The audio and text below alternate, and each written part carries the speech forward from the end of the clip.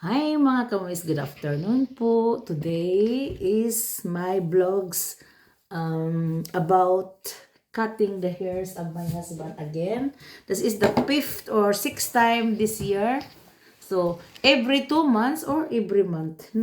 Alisway mo natin, no? So, maybe is every 2 months kasi pag 6 times, okay, 2 months, every 2 months ang paggupit ko sa kanya kasi hindi naman mahaba ang buhok niya talaga.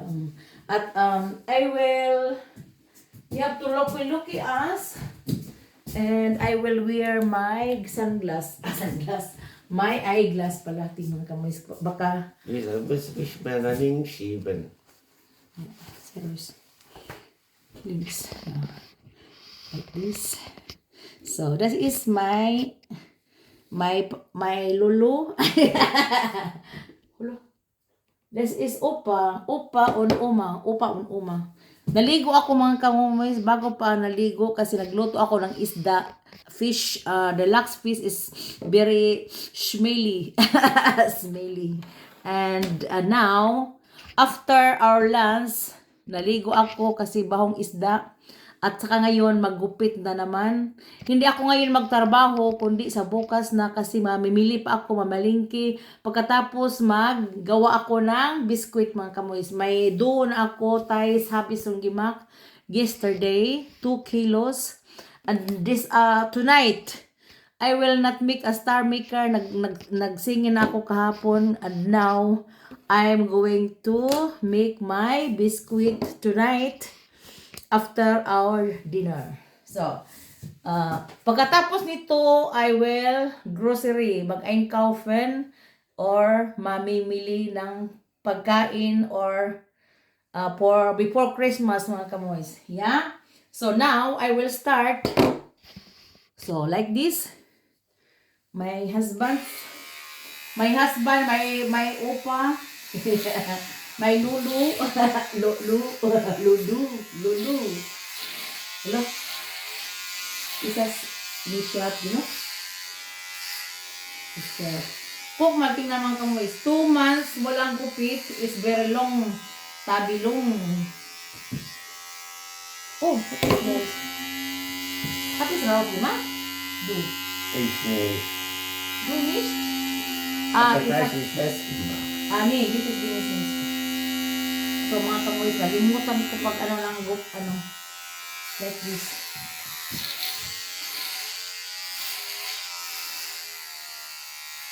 Kasi din.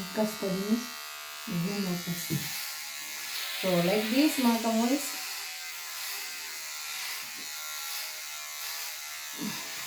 Only to razor mga kamoy. Normally, my husband can gupit outside, not me. But he wants not to go there in the barber shop mga kamoys. Only the Lisa, but it's free. Kasi si Lisa is free mga kamoys. No payment. It's free. That's why he likes that. And I will gupit always his hairs with this. Guys, sino pa in Deutsch? Guys, in Deutsch. Haarschneidemaschine. Das is, Haircutter. nein. This hair cutter. Haarschneidemaschine. Razor heißt das bei uns. Razor pala mga kamoys. Nakalimutan ko ang pangalan. So, moment. So, the audience. Close your eyes. May mga siya mga kamoys. Maraming siyang buhok. Dito sa eyebrow niya. Grabe. Is BI na parang babae siya mga kamoys. It's like a woman. More hairs. Kasi inom siya ng milk kapalagi mga kamoys. Makatubo yun ng buhok. Basta milk ang inumin. Good for the bones. I will tell you, milk, fresh milk, or milk. Never mind what kind of milk. Important is milk. That's good for the bones, teeth, and hairs mga kamoys. mga nails, mga kuko ba. He drinks always milk every day. Papa na? Yeah. 2 times a day or 3 times a day? Okay. Sa morning, kape siya. Pagtrabaho man kamo sa evening siya mag-inom ng milk. That's why healthy my baby, di ba? My baby is healthy. Even is disabled. But it's okay. He is strong, stark. Sometimes. Sometimes pa every day. Before, he carry me mga kamuis. Ngayon, hindi na siya makakarry sa akin. Before, he trades me, he trade me so like that, and now, no more. I took a more than this way. Yeah, because I'm already heavy. Sabi niya, I'm already heavy like a kamumoy. Wala ba ka dos pilang hari, well, please. Just dick. Then hari is dick, yung wooden. Yeah, pang drinking milk, mga kamuis, makaano yun mga kamuis sa buhok. Always drink milk is your teeth, your bones, and your hairs, your nails is very good on your getting healthier. Your teeth getting stronger and your bones. That is good for the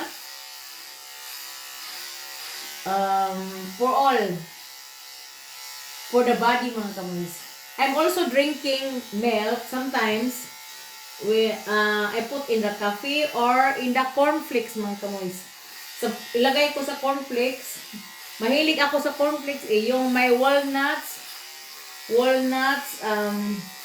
may mga prutas ba na dry prutas ilagay dyan. Frog muesli, yeah. I like that as my dessert, like dessert only.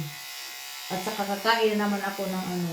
At saka ito lang ang dessert ko. Humulan ko siya ang cornflakes mga kamuis ng 30 minutes para hindi matigas ang muesli. Muesli is corn, no? Oh, what is this? Muesli is corn. Corn is this. Product from corn. Corn muesli. Muesli corn gives out items from rice. Rice muesli gives out. Look.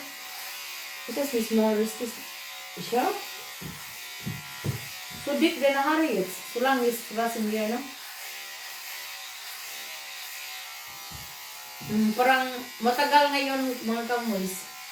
Parang lagpas na sa 2 months. Kasi wala akong time. Palagi kaming, I don't know, magpunta sa choir. Sa Sabado na naman, nagtrabaho ako last week kasi sa Friday, Friday, last week, I'm very, got busy because, nag-groceries for my Vistel. Vistel is exchanging gift mga kamuis dito sa Germany. Sa trabahoan ko mga kamuis, kakain kami ng dinner with my colleagues. But self-payment. Maybe ripanan kami later kasi may ibigay daw ko ng pera every one of us 30 euro budget. Budget from the chef to the workers mga kamuis. Iba yung iba yung bonus din. Ang bonus, ang sweldo namin times 2, parang times 2. Sa sweldo namin ang bonus dito. Malaki-laki pero mahal lang dito mga kamuis. Mahal lahat. At saka nakabili na akong para pang gift sa ni apo ko. Ang iba pera lang, gusto nilang pera, sila na ang magbili. Yung 3 anak ko pera, si apo ko, bigyan ko rin siya ng pera kunti. At saka namili na ako ng sleeping dress niya or a nice sleeping dress mga kamuis. At saka laruan, nakabili na ako. Yung last week, nagpunta din kami sa Netherlands. Papa, that's ba Samsung, no? We're Yeah. not Netherlands? Ah, oh, really? Really? So, pagkatapos niya mga kamoy, sa Friday, nangain kami, no? Then, pagkasabado, napunta na naman kami sa Netherlands. Before I go to work, nagtrabaho ako sa Sabado. Really? Oh, yes. Right. At saka punta kami sa Netherlands, mga 20 kilometers from home. At saka, namili kami ng kape, hotdog, cake. Maraming bilihin doon mga kamis. Mga biscuit, kung gusto ninyo. Pwede din, pwede din mga tabletas mga kamis. May mga tabletas doon sa for headache, ibuprofen, apa no? Yeah. That's pila, no? And you can buy mini groceries there when you want, when you have money. And fish. May restaurant sila na fish ang ano mga kamoys, ang laman. At saka makakain ka ng backfish doon with french fries. Pero hindi kami nangain kasi nagmamadali kami. At saka close na din yung ano, yung pagpunta, we're having dagang pag di ba sumbal so no di backfish din no. Di Aladdin ba? Is our love is so ports. Ako having so gigisan may dagi gigisan no. Yeah. Oh, nangain na kami sa bahay mga kamoys kasi nagluto ako. At saka hindi na kami nangain doon. So ito lang mga kamoys. At tapos na. And thank you for watching. Have a blessed weekend po. And Merry Christmas in advance pag hindi na tayo magkita dito sa paggupit ko ni asawa ko. Ito na ang gupit niya bago, before Christmas. This is his haircut mga kamoys. Until next year na naman, January or February maybe, puhon na yung lawas. Take good care. Ingat mga kamomoys, mga kababayan. My followers and non-followers, thank you for watching. Have a blessed weekend po. Bye-bye!